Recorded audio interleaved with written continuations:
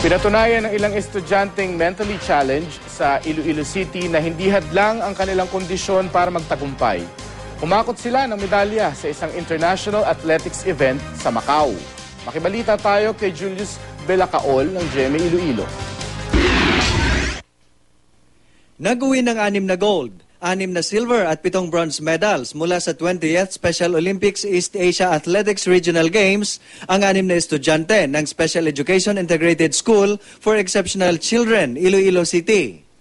Ginanap ang palaro sa Macau noong huling linggo ng Oktubre. Ayun, man sira. Gin tamod layan ko mag-practice kin ng panganugid magdaog kami kid. Gusto ko magdaog kami tanan. Makalipay mo kami sa tanan. Kapasalamat nga kadaog mo kami. Tinalo ng 6 na Ilonggo students ang iba't ibang special children mula sa iba't ibang bansa. Bilib ang kanilang coach sa ipinakita ng mga bata.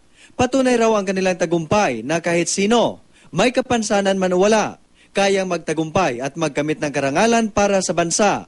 Kuwargina sang imo nga dapat patient kagid sa ila, pagkatapos grabe ka mag-motivate sa ila nga mag-excel man sila sa amo field. Julius Belacaol, Nagbabalita, Pilipinas.